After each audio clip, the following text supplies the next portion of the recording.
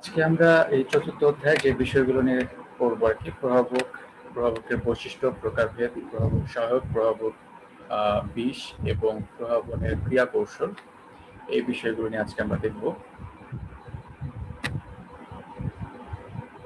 প্রথমে আসি আমরা প্রভাবকের বিষয়ে। আমরা সবাই জানি প্রভাবকটা কি। প্রভাবক হচ্ছে যে সকল রাসায়নিক পদার্থ বিক্রিয়াকে সংস্পর্শ উপস্থিত থেকে বিক্রিয়ার গতিকে বৃদ্ধি করে বা হ্রাস করে তাদেরকে আমরা প্রভাবক বলি, এবং বিক্রিয়া শেষে নিজের গঠন ও ভরে অপরিবর্তিত থাকে, তাকে প্রভাবক বলে।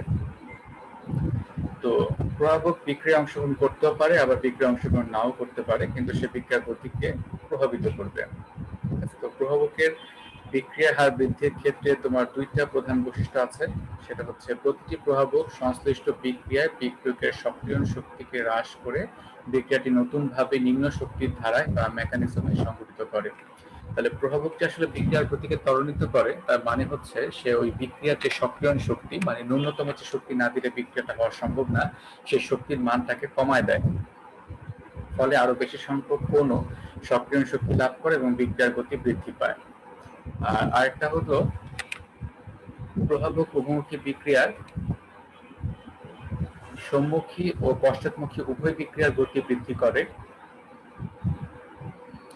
প্রভাবকবিহীন কোনো বিক্রিয়া যে পরিমাণ উৎপাদ তৈরি হয়, ওই বিক্রিয়ায় প্রভাবক ব্যবহার করে একই পরিমাণ উৎপাদ কম সময় তৈরি করা সম্ভব হয়, তখন ওই বিক্রিয়াটি অধিকতর দ্রুত সম্পন্ন হয় মাত্র। এছাড়া প্রভাবকের আরো বৈশিষ্ট্যের মধ্যে আরো কয়েকটা বৈশিষ্ট্য আমরা দেখবো আর কি। তো প্রভাবক হচ্ছে আসলে উভমুখী বিক্রিয়ার ক্ষেত্রে সে যদি সম্মুখ বিক্রিয়ার হার বাড়ায়, একটা সময় কিন্তু পশ্চাৎমুখী বিক্রিয়ার হারও বৃদ্ধি পাবে। ঠিক আছে। এবং উভমুখী বিক্রিয়াটা যখন তোমার সাম্যাবস্থায় চলে আসে, তার উপর কিন্তু আসলে এই প্রভাবকের কোনো ভূমিকা নাই।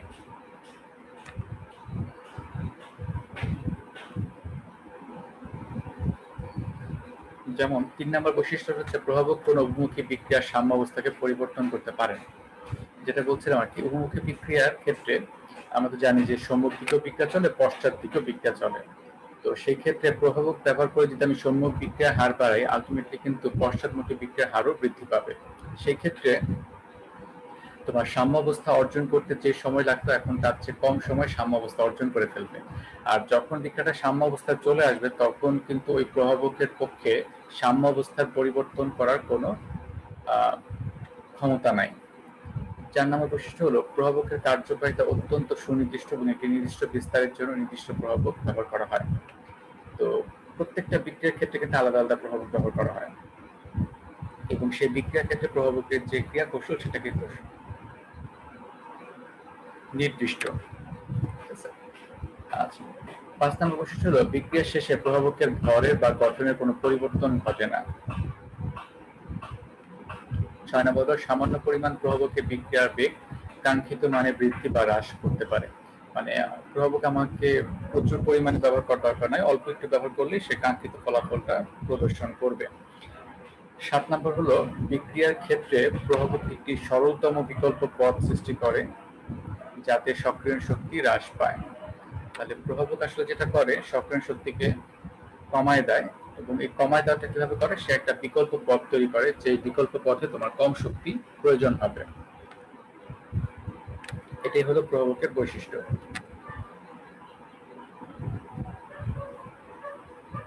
এরপর আমরা যেটা দেখব প্রভাবকের প্রকারভেদ।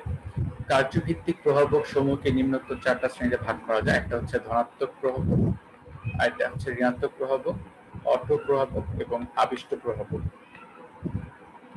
ধনাত্মক প্রভাবক মানে পজিটিভ ইফেক্ট।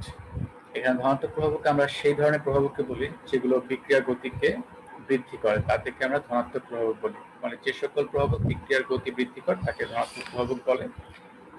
আর এই বিষয়টাকে, মানে তার যে বেগ বৃদ্ধি করার ক্ষমতা, সেটাকে বলা হয় ধনাত্মক প্রভাবন। মানে বিষয়টাকে বলা হয় ধনাত্মক প্রভাবন। যেমন আমরা পটাশিয়াম ক্লোরাইডকে যদি তাপীয় বিয়োজন করি, এটা হলো পটাশিয়াম ক্লোরাইড, তাপীয় বিয়োজন করে সেখান থেকে পটাশিয়াম ক্লোরাইড এবং অক্সিজেন গ্যাস উৎপন্ন হয়। এখন এই বিক্রিয়া যদি আমি ম্যাঙ্গানিজ ডাইঅক্সাইড ব্যবহার করি প্রভাবক হিসেবে, তাহলে সাধারণ অবস্থা থেকেও আরো বেশি দ্রুত গতিতে অক্সিজেন গ্যাস নির্গত হবে। তার মানে বিক্রিয়ার গতি বৃদ্ধি করবে এটা। এটাকে বলা হয় ধনাত্মক প্রভাবক। তারপর আছে ঋণাত্মক প্রভাবক, মানে নেগেটিভ প্রভাব। তো যে সকল প্রভাবক বিক্রিয়ার গতি হ্রাস করে তাদেরকে ঋণাত্মক প্রভাবক বলে। আর এই বিষয়টাকে বলা হয় ঋণাত্মক প্রভাবক। যেমন হাইড্রোজেন পারক্সাইড কক্ষ তাপমাত্রায় বিয়োজিত হয়ে পানি এবং অক্সিজেন গ্যাস উৎপন্ন করে।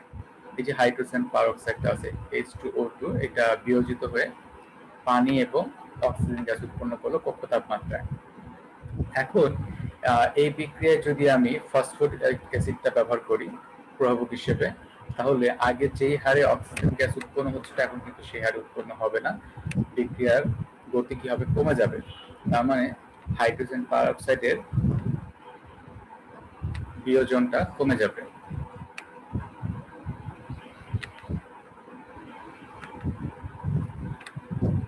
এরপর আমরা দেখবো হচ্ছে অটো প্রভাবক। অটো প্রভাবক হচ্ছে আসলে ওই বিক্রিয়া আমাকে কোনো প্রভাবক ব্যবহার করতে হবে না, বিক্রিয়ায় এমন একটা উৎপাদ তৈরি হবে যে উৎপাদ নিজেই প্রভাবক হিসেবে কাজ করবে। তাহলে কোনো রাসায়নিক বিক্রিয়ায় উৎপন্ন পদার্থের একটি নিজেই যখন প্রভাবকের ধর্ম সম্পন্ন হয় এবং তা নিজেই ওই বিক্রিয়ার গতিকে বৃদ্ধি করে, তখন তাকে অটো প্রভাবক বা স্বপ্রভাবক বলে। যেমন অক্সালিক অ্যাসিডের দ্রবণে আমরা সালফিউরিক অ্যাসিড মিশ্রিত পটাশিয়াম পারম্যাঙ্গানেট দ্রবণ যোগ করলে প্রথমে পারম্যাঙ্গানেটের গোলাপি বর্ণ ধীরে ধীরে দূর হয়, কিন্তু কিছুক্ষণ পরই দ্রবণে যখন ম্যাঙ্গানিজ আয়ন উৎপন্ন হয় তখন ওই উৎপন্ন হওয়ার সাথে সাথে পটাশিয়াম পারম্যাঙ্গানেটের গোলাপি বর্ণ দ্রুত দূর হয়ে যায়। এক্ষেত্রে উৎপন্ন ম্যাঙ্গানিজ সালফেট, যে সালফেটটা আছে সেই ম্যাঙ্গানিজ সালফেটের যে ম্যাঙ্গানিজ 2+ আয়নটা আছে সেই 2+ আয়নটা প্রভাবক হিসেবে কাজ করে। তো আসলে আমরা এই বিক্রিয়াটা দিয়ে জিনিসটা একটু বুঝে নেই। তো এখানে আমরা অক্সালিক অ্যাসিডের সাথে পটাশিয়াম পারম্যাঙ্গানেটের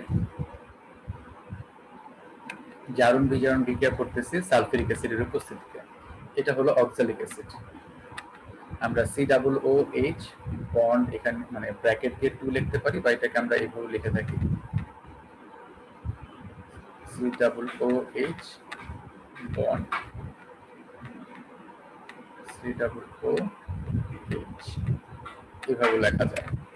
আচ্ছা, এর সাথে যখন আমরা পটাশিয়াম পারম্যাঙ্গানেট বিক্রিয়া করতেছি তখন এখানে potassium sulphate, manganese sulphate, carbon dioxide এবং সাথে পানি উৎপন্ন হচ্ছে। এখন এই পটাশিয়াম পারম্যাঙ্গানেটের বর্ণ কিন্তু বেগুনি বর্ণ বা বলতে পারো গোলাপি বর্ণ। আচ্ছা, তো প্রথমে যখন পটাশিয়াম পারম্যাঙ্গানেট পুরোপুরি ভাবে থাকে, কোনো বিক্রিয়া করে নাই, তখন এটা গাঢ় গোলাপি বর্ণ দেখাবে। এবং যত সময় যাবে তোমার পটাশিয়াম পারম্যাঙ্গানেট থেকে এখান থেকে ম্যাঙ্গানিজ সালফেট উৎপন্ন হবে। এখানে একটা কথা বলে রাখি, এখানে ম্যাঙ্গানিজের জারণ সংখ্যা হচ্ছে 7+, আর এখানে হচ্ছে 2+। তো ম্যাঙ্গানিজ 7+টার বর্ণ হচ্ছে গোলাপি বর্ণ, কিন্তু 2+টা কিন্তু কালারলেস, মানে বর্ণহীন। তো বিক্রিয়ার শুরুতে খুব ধীর গতিতে পটাশিয়াম পারম্যাঙ্গানেটে গোলাপি বর্ণ দূর হবে, কিন্তু যখনই আমার এই বিক্রিয়াতে কিছু পরিমাণ ম্যাঙ্গানিজ সালফেট তৈরি হয়ে যাবে, যেখানে ম্যাঙ্গানিজ 2+ আয়ন আছে, এটা নিজেই প্রভাবক হিসেবে কাজ করে এবং তখন দ্রুত গতিতে পটাশিয়াম পারম্যাঙ্গানেটের যে বিয়োজন মানে জারণ বিজারণ বিক্রিয়াটা সেটা দ্রুত গতিতে সম্পূর্ণ হয় এবং তার যে গোলাপি ফটো সেটা খুব দ্রুত দূর হয়ে যায়। এখানে কিন্তু আমাকে বাইরে থেকে আর কোনো প্রভাবক যোগ করতে হচ্ছে না। এখানে আমার যে একটা উৎপাদ তৈরি হচ্ছে ম্যাঙ্গানিজ সালফেট, সেখানে যে ম্যাঙ্গানিজ 2+ আয়নটা আছে সেটাই কিন্তু এই বিক্রিয়ার গতিটাকে ত্বরান্বিত করতেছে। তাই এটাকে বলা হয় অটো প্রভাবক বা স্বপ্রভাবক বলা হয়। ঠিক আছে, এখানে যদি কারো কোনো প্রশ্ন থাকে, হ্যাঁ রেজ করতে পারো।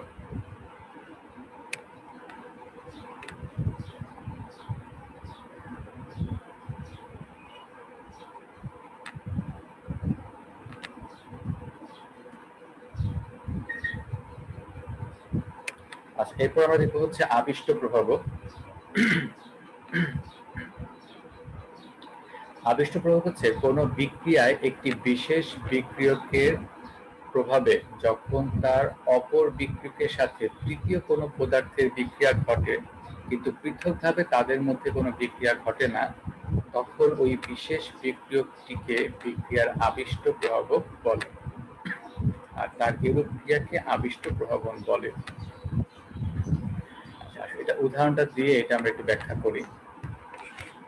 এখানে একটা বিক্রিয়ক হচ্ছে সোডিয়াম সালফাইড, এটা অক্সিজেন দ্বারা জারিত হয়, জারিত হলে সোডিয়াম সালফেটে পরিণত হয়। আমাদের আরেকটা বিক্রিয়ক হচ্ছে সোডিয়াম আর্সেনাইড, এটা সোডিয়াম আর্সেনাইড Na3AsO3, এটা কিন্তু অক্সিজেন দ্বারা জারিত হয় না, কোনো বিক্রিয়াই করে না। আচ্ছা, এখন সোডিয়াম সালফাইডটা অক্সিজেন দ্বারা জারিত হচ্ছে, কিন্তু সোডিয়াম আর্সেনাইডটা হচ্ছে না। কিন্তু যদি আমি এই তিনটা বিক্রিয়ককে একটা পাত্রে নেই, oxygen, sodium sulphide, sodium arsenide তিনটাকে একটা পাত্রে নিলাম, তখন এই সোডিয়াম সালফাইডটা কিন্তু অক্সিজেন দ্বারা জারিত হয়, এবং তার দেখা দেখি সোডিয়াম আর্সেনাইড যেটা আছে সেটাও এখন অক্সিজেনের সাথে বিক্রিয়া করে সোডিয়াম আর্সেনেটে পরিণত হয়। তাহলে এখানে কিন্তু সোডিয়াম সালফাইডের উপস্থিতির কারণে সোডিয়াম আর্সেনাইডটা অক্সিজেন দ্বারা জারিত হয়েছে। যদি সোডিয়াম সালফাইড এখানে না থাকতো তাহলে কিন্তু সে জারিত হইতো না। তাইলে এখানে সেই বিশেষ বিক্রিয়কটা হচ্ছে সোডিয়াম সালফাইড, আর আরেকটা বিক্রিয়ক হচ্ছে সোডিয়াম আর্সেনাইড, আর তৃতীয় আরেকটা বিক্রিয়ক হচ্ছে অক্সিজেন। তাহলে একটা বিশেষ বিক্রিয়কের উপস্থিতিতে অপর একটি বিক্রিয়ক তৃতীয় আরেকটা বিক্রিয়কের সাথে বিক্রিয়া করে, কিন্তু সেই বিশেষ বিক্রিয়ক মানে সোডিয়াম সালফাইড এবং সোডিয়াম আর্সেনাইড কিন্তু পরস্পরের সাথে বিক্রিয়া করে না। তাহলে এখানে সোডিয়াম সালফাইডটাকে মানে সেই বিশেষ বিক্রিয়কটিকে বলা হয় তোমার আবিষ্ট প্রভাবক, আর এই ক্রিয়াটাকে বলা হয় আবিষ্ট প্রভাবন। ঠিক আছে, এখন এখানে যদি তোমাদের কোনো প্রশ্ন থাকে আর না বুঝে থাকলেও হ্যান্ড রেজ করতে পারো।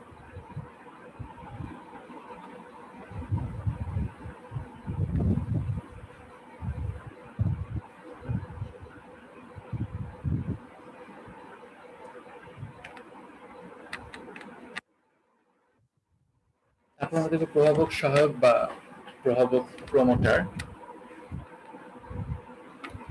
বা যেসব রাসায়নিক পদার্থের উপস্থিতিতে বা প্রভাবে বিক্রিয়ায় ব্যবহৃত কোনো প্রভাবকের প্রভাবন ক্ষমতা বৃদ্ধি পায় তাকে প্রভাবক সহায়ক বা প্রমোটার বলে।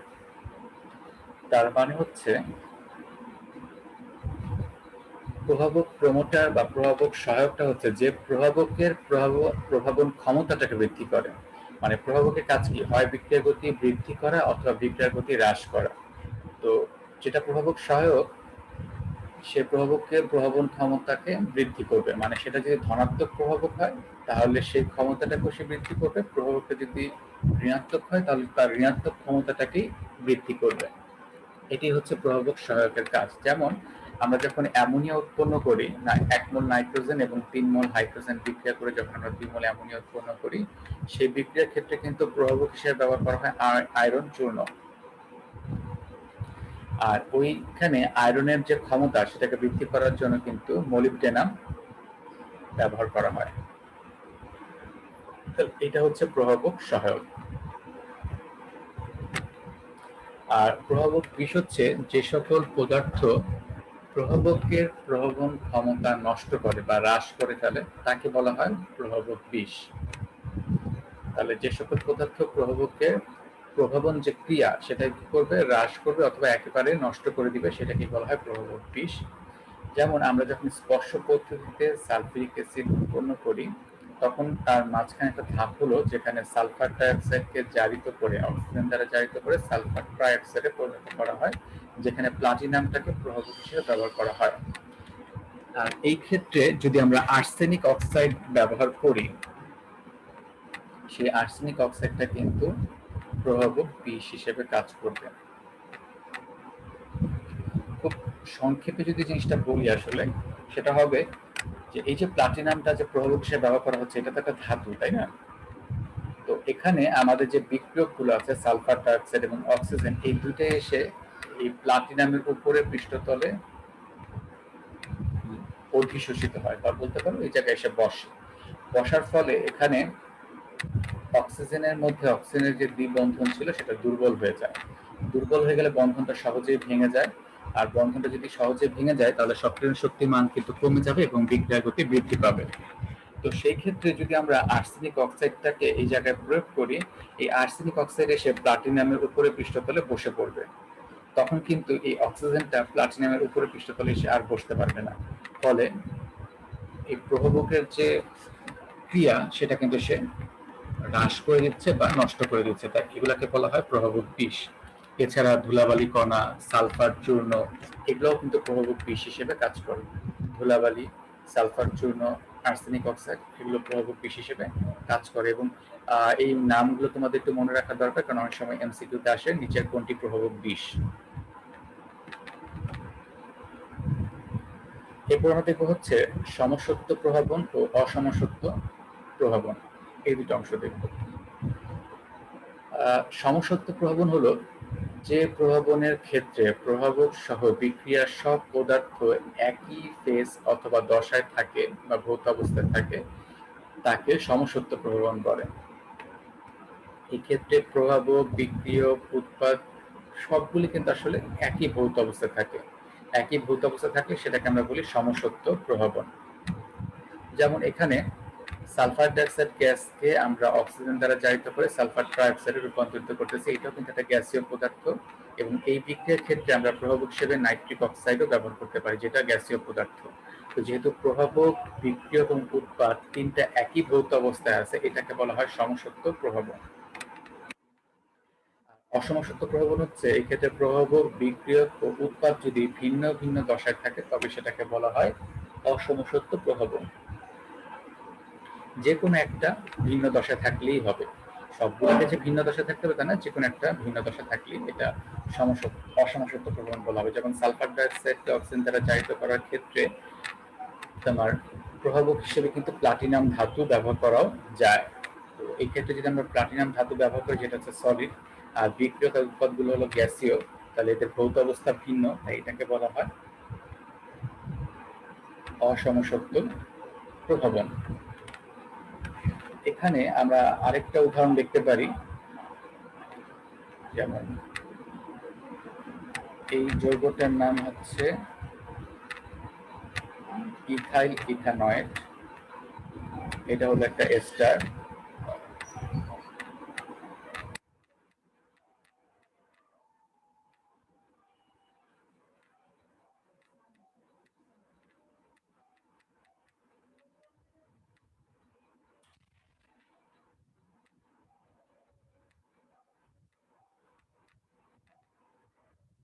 এই ক্ষেত্রে আমরা H প্লাস আয়নটাকে প্রভাবক হিসেবে ব্যবহার করতেছি, মানে একটা অ্যাসিডকে প্রভাবক হিসেবে ব্যবহার করতেছি। অ্যাকুয়াস অবস্থায় আছে, লিকুইড,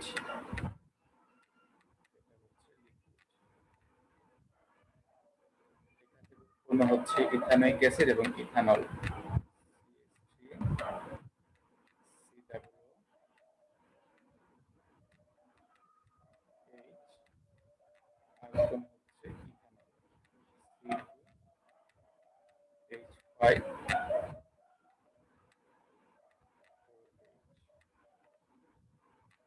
লিকুইড, যেহেতু এগুলো সবগুলো তরল ভৌত অবস্থায় আছে তাই এটাকে কিন্তু আমরা সমসত্ব প্রভাবন বলবো।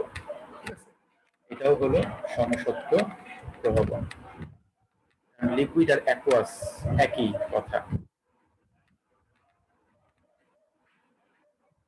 এরপর আমরা প্রভাবনের ক্রিয়া কৌশল দেখবো, আসলে কিভাবে প্রভাবক গুলো কাজ করে তার ক্রিয়া কৌশলটা কি সেটা আমরা দেখব।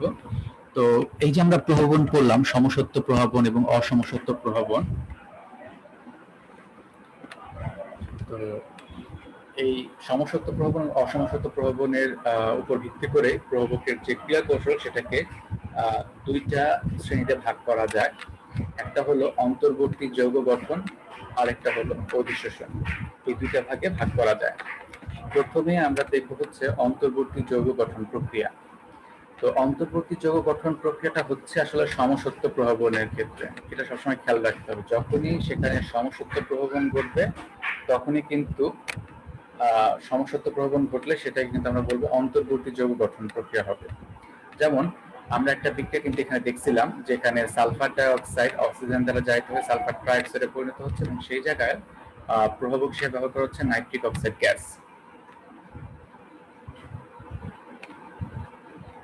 আচ্ছা, এই বিক্রিয়ায় এটা দুইটা ধাপে ঘটে। প্রথম ধাপে যেটা হয় আসলে আমাদের যে বিক্রিয়ক আছে অক্সিজেন, সেই বিক্রিয়কের সাথে আমাদের প্রভাবক নাইট্রিক অক্সাইড বিক্রিয়া করে নাইট্রোজেন ডাইঅক্সাইডে পরিণত হয়।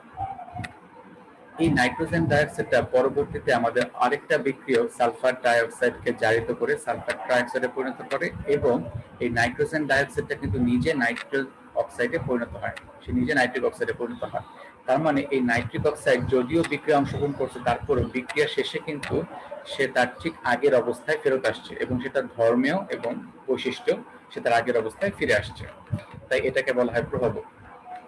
এবং আমরা যদি ওভারঅল বিক্রিয়াটা দেখি, এখানে নাইট্রিক অক্সাইড 2 মোল, তার সাথে 1 মোল আছে অক্সিজেন এবং এখানে আছে হচ্ছে সালফার ডাইঅক্সাইড এটা, আর এই পাশে থাকবে হচ্ছে সালফার ট্রাইঅক্সাইড এবং নাইট্রিক অক্সাইড থাকবে। আর নাইট্রোজেন ডাইঅক্সাইড যেটা, সেটা কিন্তু অন্তর্বর্তী যৌগ, সেটা প্রথম বিক্রিয়াতে উৎপন্ন হলেও পরবর্তী বিক্রিয়াতে কিন্তু এটা বিক্রিয়ক হিসেবে ব্যবহৃত হয়ে গেছে। তাহলে অন্তর্বর্তী যৌগ বলতে সেটাকে বোঝায় যেটা বিক্রিয়ার মাঝে উৎপন্ন হয় কিন্তু বিক্রিয়া শেষে তাকে আর খুঁজে পাওয়া যায় না, সেটা হচ্ছে নাইট্রিক অন্তর্বর্তী যৌগ। তাহলে তোমার সমসত্ব প্রভাবনের ক্ষেত্রে যেটা হচ্ছে, আমাদের প্রভাবকটাই একটা বিক্রিয়কের সাথে বিক্রিয়া করে একটা অন্তর্বর্তী যৌগ গঠন করতেছে, পরবর্তীতে এই অন্তর্বর্তী যৌগটা আমাদের অপর বিক্রিয়কের সাথে বিক্রিয়া করে সেটাকে উৎপাদে পরিণত করতেছে এবং প্রভাবক তার আগের অবস্থায় ফিরে চলে আসতেছে। এটাকে বলা হয় অন্তর্বর্তী যৌগ গঠন প্রক্রিয়া এবং এটি হচ্ছে সমসত্ব প্রভাবনের ক্রিয়া কৌশল। আর এখানে প্রভাবক কিন্তু বিক্রিয়াটাকে অন্য একটা ধাপে নিয়ে গেল, তাই না? কারণ সে একটা অন্তর্বর্তী যৌগ গঠন করলো, সেই যৌগটাই পরবর্তী সালফার ডাইঅক্সাইডকে জারিত করলো, এতে যেটা হয় বিক্রিয়ার সক্রিয়ণ শক্তিটা কমে যায়, ফলে বিক্রিয়াটার গতি বৃদ্ধি পায়। এটি হলো অন্তর্বর্তী যৌগ গঠন প্রক্রিয়া। এবং যতগুলো এরকম সমসত্ব প্রভাবন ক্রিয়া কৌশল আছে সবগুলোতে কিন্তু অন্তর্বর্তী যৌগ তৈরি হয়। তো এখানেও যদি কারো কোনো প্রশ্ন থাকে হ্যান্ড রেজ করতে পারো।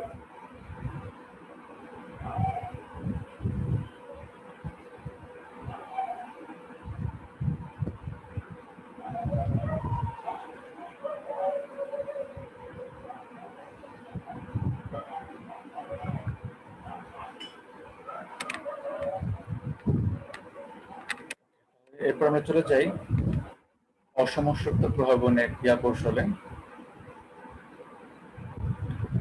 এটা হলো অধিশোষণ প্রক্রিয়া। যেমন আমরা এই বিক্রিয়াতে দিয়ে ব্যাখ্যা করবো, আবার সালফার ডাইঅক্সাইড এবং অক্সিজেন এরা বিক্রিয়া করে সালফার ট্রাইঅক্সাইডে পরিণত হচ্ছে এবং এখানে প্লাটিনাম আমরা প্রভাবক হিসেবে ব্যবহার করতেছি, এটা হচ্ছে সলিড, এটা হচ্ছে অসমসত্ব প্রভাবন ক্রিয়া কৌশল। এখানে অসমসত্ব প্রভাবনের উপস্থিতি বিক্রিয়াটি 4টা ধাপে সম্পন্ন হয়। প্রথম যে ধাপ, সেখানে প্রভাবকের পৃষ্ঠতলে বিক্রিয়া অংশগ্রহণকারী একটি বিক্রিয়কের অণুসমূহ রাসায়নিকভাবে অধিশোষিত হয়।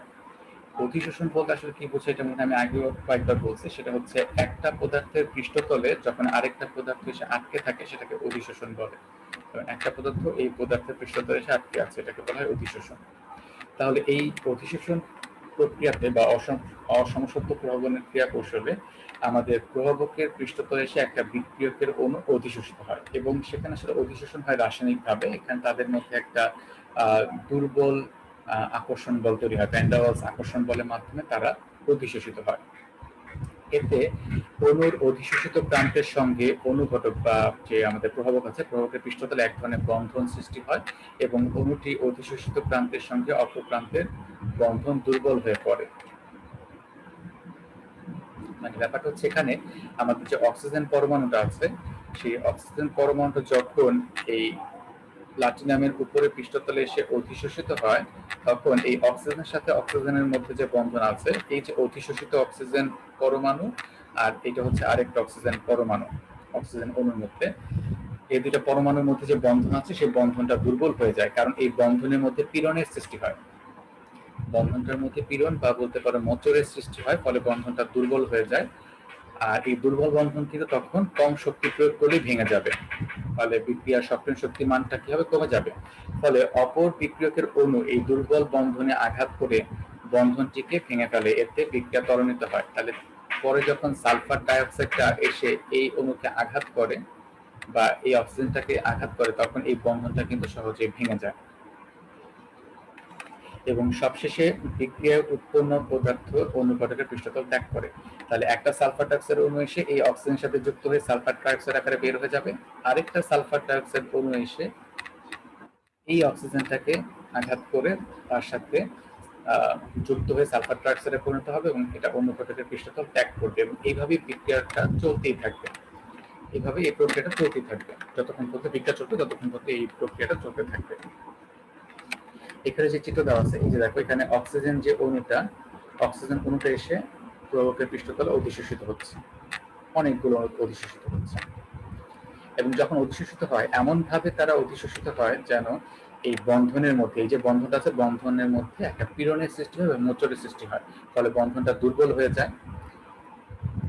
তারপর যখন সালফার ডাইঅক্সাইড এসে এইখানে আঘাত করে, তখন সহজেই বন্ধনটা ভেঙে এই অক্সিজেনটা সালফার ডাইঅক্সাইডের সাথে যুক্ত হয়ে সালফার ট্রাইঅক্সাইডে পরিণত হয় এবং চলে যায়। তারপর আরেকটা সালফার ডাইঅক্সাইড এসে এই অক্সিজেনের সাথে সংঘর্ষ করে এবং উৎপাদ গঠন করে প্রভাবকের পৃষ্ঠতলটা ত্যাগ করে চলে যায়, এবং এইভাবেই আসলে বিক্রিয়াটা চলতেই থাকে। এটাই হলো তোমার অসমসত্ব প্রভাবনের ক্রিয়া কৌশল।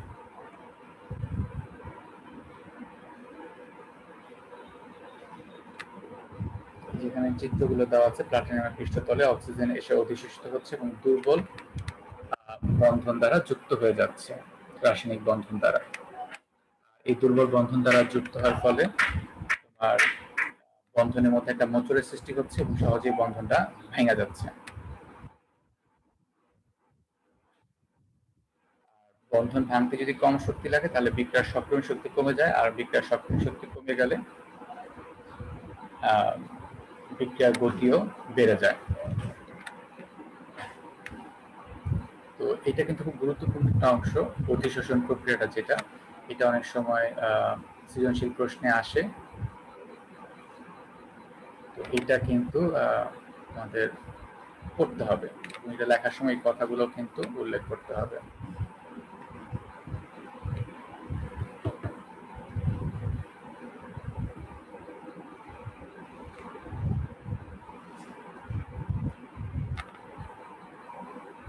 এখন এই জায়গায় যদি কারো কোনো প্রশ্ন থাকে, সে হ্যান্ড রেজ করতে পারে।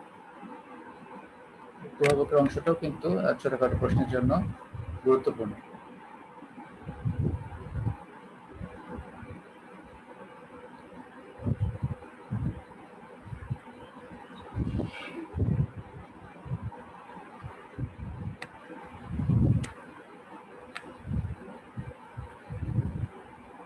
এখানে কিছু জ্ঞানমূলক প্রশ্ন আছে, অনুধাবনমূলক প্রশ্ন আছে, যেমন প্রভাবক কি, অলরেডি আমরা লেকচারের মধ্যে বলছি, যে সকল পদার্থ তোমার বিক্রিয়া, যে সকল পদার্থ বা রাসায়নিক পদার্থ বিক্রিয়কের সংস্পর্শ থেকে বিক্রিয়ার গতি বৃদ্ধি করে বা হ্রাস করে, তাদেরকে প্রভাবক বলে, এবং বিক্রিয়া শেষে তার ধর্ম ও ভরে অপরিবর্তিত থাকে। আর প্রভাবন হলো এই যে যে সকল রাসায়নিক পদার্থ, মানে প্রভাবক যে বিক্রিয়ার গতি বৃদ্ধি বা হ্রাস করে, এই বিষয়টাকে বলা হয় প্রভাবন। প্রভাবকের বিক্রিয়ার গতি বৃদ্ধি বা হ্রাস করার বিষয়টাকে বলা হয় প্রভাবন। প্রভাবক বিশটাও বলা হয়েছিল, যে সকল পদার্থ প্রভাবকের যে প্রভাবন ধর্ম আছে, সেই প্রভাবন ধর্মটাকে নষ্ট করে দেয় বা হ্রাস করে, তাকে প্রভাবক বিষ বলা হয়। তারপর আছে সমসত্ব প্রভাবন এবং অসমসত্ব প্রভাবন। তোমাদের মধ্যে কেউ কি বলতে পারবা সমসত্ব প্রভাবনটা কি আর অসমসত্ব প্রভাবনটা কি?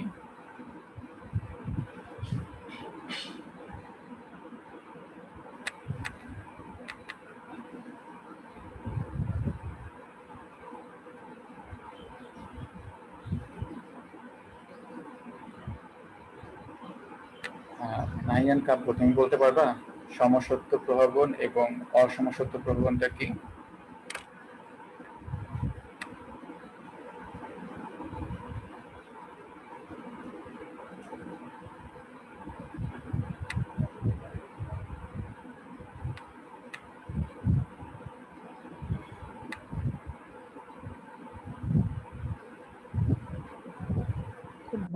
বুঝতে পারিনি।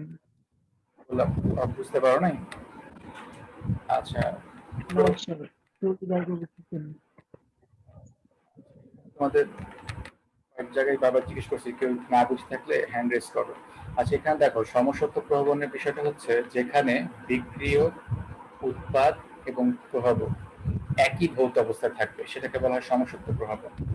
যেমন এই যে সালফার ডাইঅক্সাইডটাকে আমরা জারিত করতেছি অক্সিজেন গ্যাস দ্বারা, দুইটাই গ্যাসীয় অবস্থায় আছে, এবং এটাকে জারিত করে আমরা সালফার ট্রাই অক্সাইড গ্যাসে পরিণত করতেছি, এটাও গ্যাসীয় অবস্থায় আছে। আর এই ক্ষেত্রে প্রভাবক হিসেবে আমরা নাইট্রিক অক্সাইড গ্যাস ব্যবহার করতে পারি। তাহলে তোমার এখানে বিক্রিয়ক, উৎপাদ এবং প্রভাবক সবগুলো কিন্তু গ্যাসীয় ভৌত অবস্থায় আছে। গ্যাসীয় অবস্থা থাকতে হবে তা না, থাকলে সবগুলা লিকুইড অবস্থা থাকতে পারে, সবগুলা সলিড অবস্থা থাকতে পারে, মানে একই ভৌত অবস্থা থাকতে হবে, সেটাকে বলা হয় সমসত্ব প্রভাবন। আর অসমসত্ব প্রভাবন হচ্ছে যে কোনো একটা ভৌত অবস্থা চেঞ্জ হলেই হবে, মানে হয় প্রভাবক অথবা বিক্রিয়ক অথবা উৎপাদের ভৌত অবস্থা যদি একই না হয় তাহলে সেটাকে বলা হয় অসমসত্ব প্রভাবন।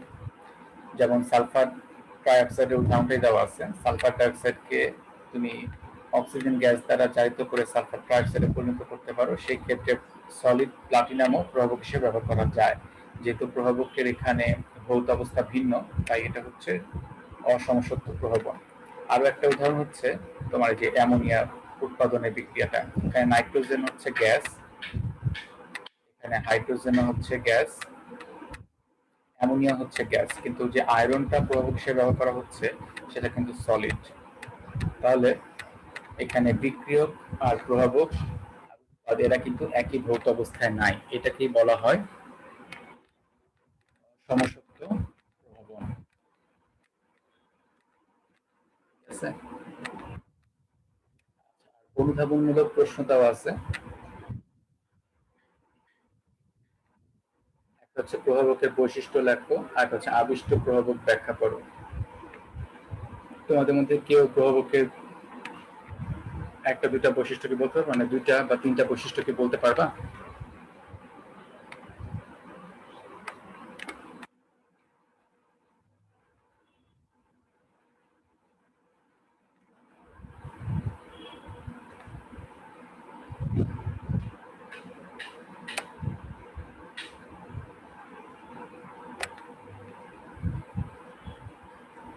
কেউ একটা বা দুইটা বৈশিষ্ট্য বলতে পারবা? এখানে অনেকগুলো বৈশিষ্ট্য দেওয়া ছিল লেকচারের মধ্যে।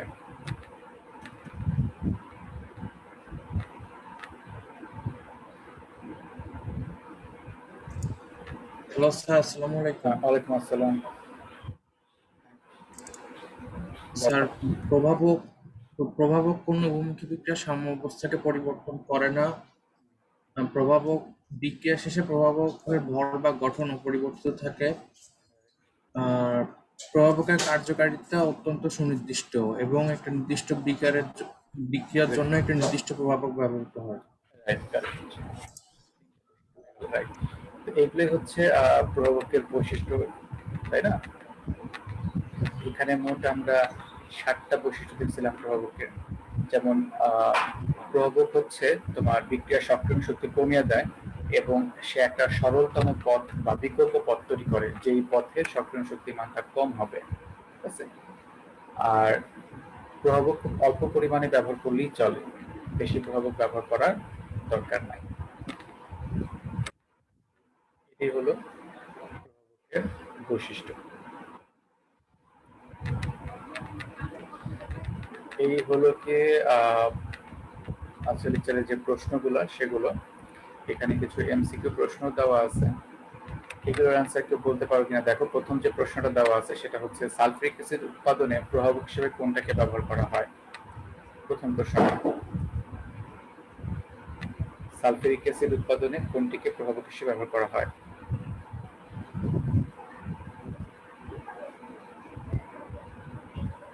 কে বলতে পারবা?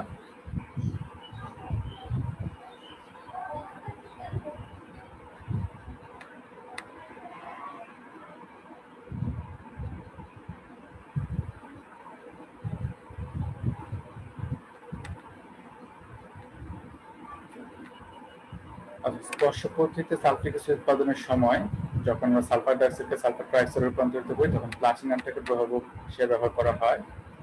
আর প্রভাবক বিষ কোনটি? যেমন আর্সেনিক অক্সাইড হচ্ছে প্রভাবক বিষ। তারপর ঋণাত্মক প্রভাবক কোনটি? সেটা হচ্ছে গ্লিসারিন। গ্লিসারিনটা হচ্ছে ঋণাত্মক প্রভাবক হিসেবে ব্যবহার করা হয়। তারপর হেবার পদ্ধতিতে অ্যামোনিয়া উৎপাদনে ব্যবহৃত প্রভাবক কোনটি? সেটা হলো আয়রন। আর প্রভাবক সহায়ক হিসেবে ব্যবহার করা হয় মলিবডেনাম। এই হলো আজকের লেকচারের অংশ। আজকে এতটুকু। যদি কারো কোনো প্রশ্ন থাকে জিজ্ঞেস করতে পারো, হ্যান্ড রেজ করতে পারো। আমাদের ক্লাসটা আমরা এখানেই শেষ করবো।